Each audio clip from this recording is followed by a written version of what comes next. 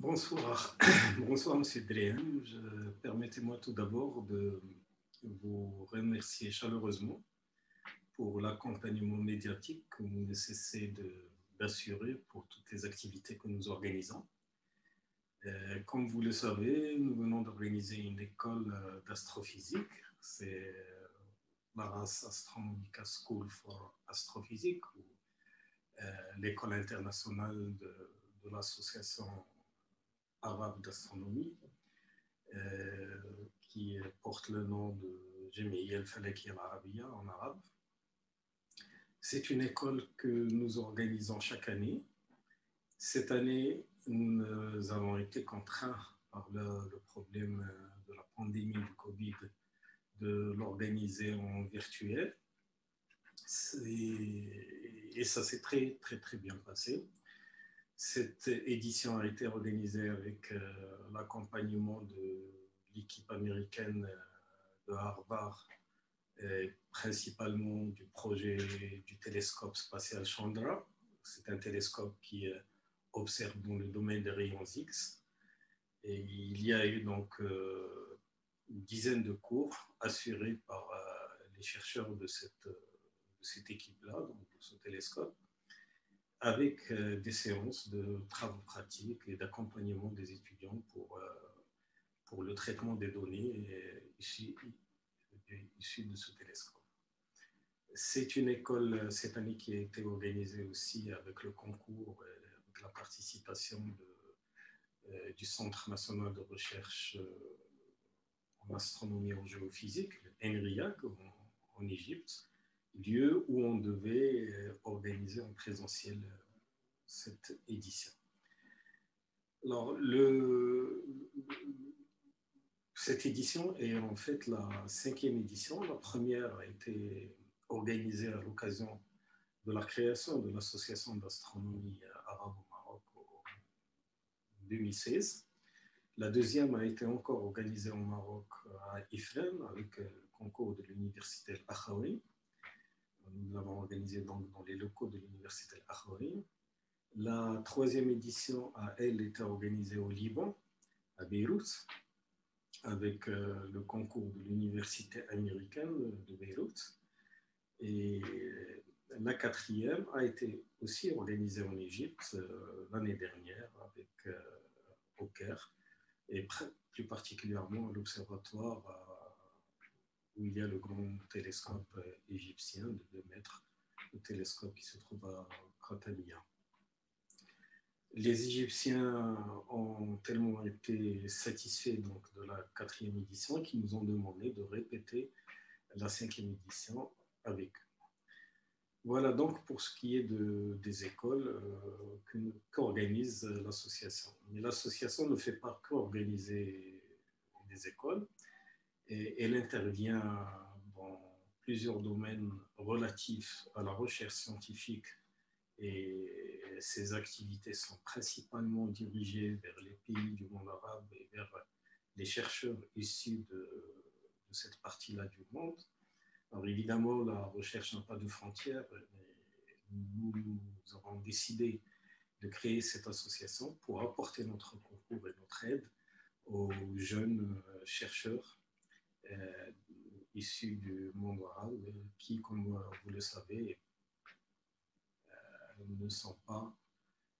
n'ont pas les mêmes moyens que ceux qui se trouvent dans les pays développés, particulièrement dans ce domaine de la science qu'est l'astrophysique.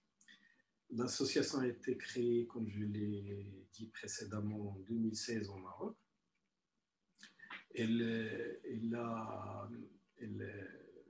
Dans son bureau exécutif, il y a plusieurs nationalités. Il y a des Marocains. Il y a aussi notre voisin, l'Algérie, une représentante de notre voisin qui est Siam Kali, chercheuse en astrophysique en Algérie.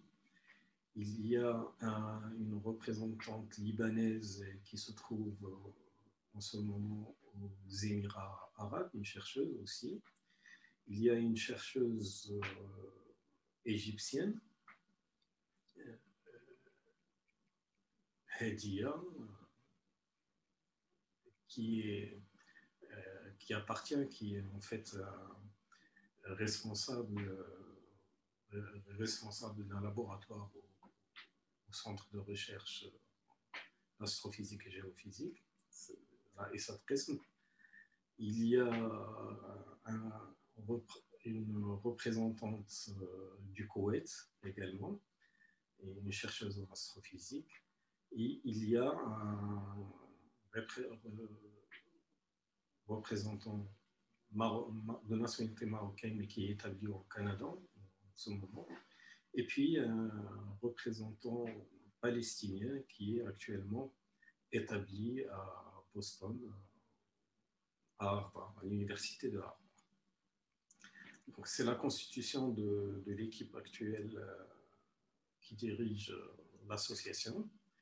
Nous organisons, en plus des écoles, nous essayons de trouver les moyens de mobilité pour les étudiants.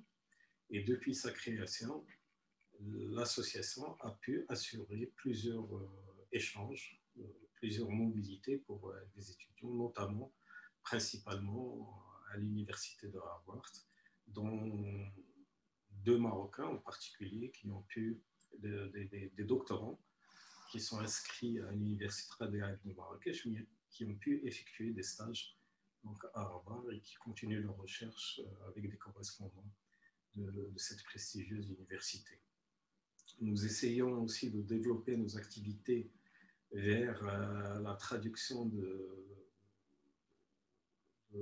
des articles de recherche en arabe, les articles qui sont parus, et nous venons d'organiser une opération qui s'appelle Arastrobytes, qui fait partie d'un grand projet qui est l'Astrobytes et qui consiste à donner à des étudiants des articles parus et de leur demander de les traduire dans leur langue maternelle.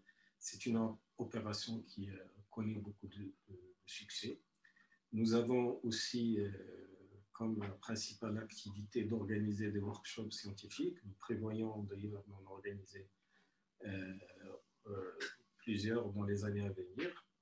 Et nous accompagnons les chercheurs du monde arabe en particulier pour se former, pour effectuer des stages, aussi bien dans les pays arabes qu'à l'étranger. À titre d'exemple, nous avons reçu l'année dernière 4 chercheurs égyptiens à l'observatoire de Luqaïmeden et qui ont suivi une formation sur l'observation des objets proches de la Terre, des astéroïdes et des comètes en particulier. Voilà donc en quelques mots la présentation de cette association et de l'école que nous venons d'effectuer. Merci pour votre intérêt encore une fois.